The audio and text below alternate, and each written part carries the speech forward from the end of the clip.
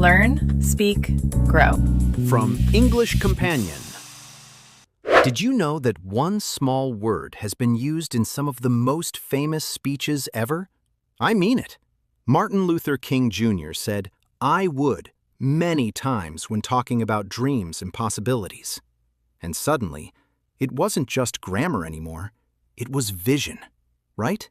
Yes, and that's exactly why today's topic is more powerful than it looks. Hey everyone, welcome to English Companion, your place for real English you can actually use. I'm Olivia. And I'm Jarnathan. And today, we're diving into one small word that causes big confusion. Would. Oh yes, this word, it looks simple, but it can totally mess with your brain. If you've ever thought, wait, should I say will or would? You're not alone. So true. And by the end of this episode, you'll feel way more confident using would naturally. You know, like a native speaker. Okay, let's start simple. What is would? Well, would is a modal verb. Yeah, I know, that sounds scary. Don't run away. It's actually not that bad. Would helps us talk about imaginary situations, polite requests, past habits, and even preferences. So basically, everything important in life. Exactly. Okay, first use. Hypothetical situations. Right. This is when we imagine something that is not real right now. For example, I would travel the world if I had more money. Key idea here. You don't have the money right now. Sad. Very sad. Another example. She would buy that house if it was cheaper. So we use would when we're talking about something unreal or unlikely. Yes, think of it like dreaming a little. I like that. Grammar with dreams. Okay, next use. Polite requests. Oh, this one is super important if you want to sound natural and polite in English. Because if you say, "Give me water," that sounds aggressive. Very aggressive. Instead, you say, "Would you give me some water?" So much nicer. Or, "Would you help me with this?" It's softer, more respectful, and people will like you more. That's always a good strategy. Always. Okay, quick tip. You can also use would you mind? Oh, yes. For example, "Would you mind closing the door?" Fancy. A little fancy, yes, but very natural. Okay, now let's move to preferences. This one is fun. When you want to say what you prefer, you can use would. Like, I would rather stay home tonight. Or, "I would prefer coffee instead of tea." Coffee. You know, that's a lifestyle choice. Absolutely. So here, would helps express what you want in a softer, more thoughtful way. Not just I want, but I would like. That's another super common phrase. I would like a coffee, please. Perfect for cafes, restaurants, anywhere. Okay, quick question. Why not just say, I want coffee? You can, but it sounds a bit direct. A bit bossy. Yeah, would makes it smoother. So basically, would equals polite human.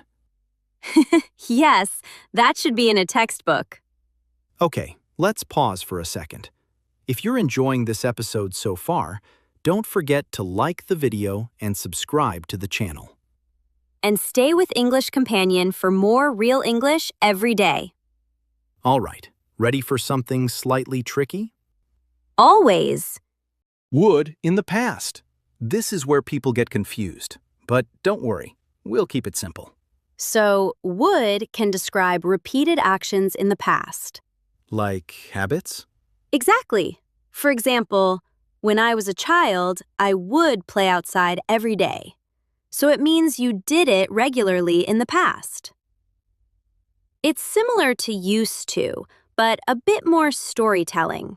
sounds nicer. It does. Like, my grandfather would tell me stories before bed. Oh, that feels warm. So would can make your English sound more emotional and natural. Exactly. And that's what we want. Okay, before we continue, let me ask you something. Go ahead. Have you ever said something like, if I would have known? Oh no, I hear that all the time. It's a classic mistake. Yeah, it sounds okay, but it's actually not correct in standard English. The correct version is, if I had known, I would have. For example, if I had known about the party, I would have come. Yeah, so the rule is simple. In the if part, we use past perfect, had known, not would. And then in the second part, we use would. Exactly. I would have come. Okay, let's try another one. Go for it. If she had studied more, she would have passed the exam. Perfect. You know, this structure is called the third conditional. Uh-oh, grammar name alert. Don't worry, you don't need to remember the name. Just remember the pattern. Pattern over theory. Always. Okay, quick recap so far. We use would for imaginary situations, polite requests, preferences, and past habits. And now also in conditional sentences, right? Right. But wait, there's more. Of course there is. Would can also show uncertainty or soft opinions. This is very natural in conversation. For example, I would say this is the best option. Mm-hmm. Or, that would be John at the door. So you're not 100% sure, but you're making a guess.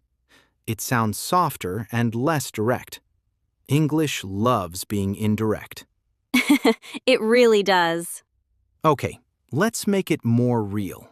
Yes, real-life examples. Imagine you're at a restaurant. My favorite place. Same. The waiter comes. What do you say? I would like a pasta, please. Perfect. Or, would you recommend something? Oh, that's a good one. You know, it makes you sound polite and relaxed, not stressed or demanding. Now imagine you're talking about dreams. Okay, I like this.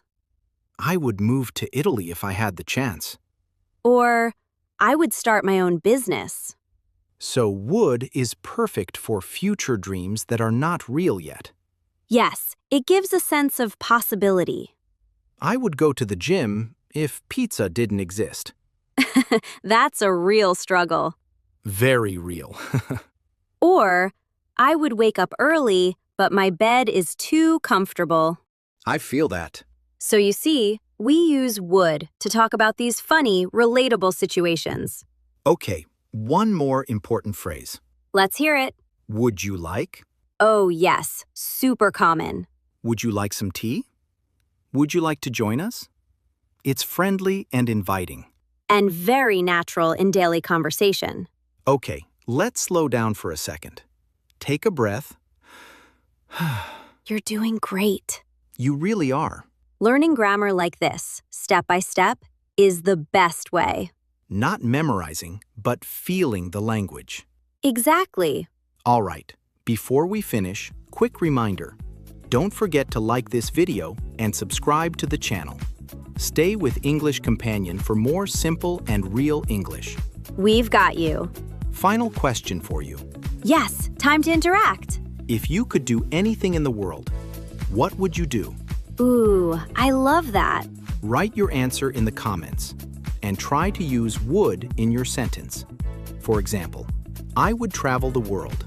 Or, I would learn 5 languages. We're excited to read your answers. So excited. All right, that's it for today. See you in the next episode. Bye. Bye.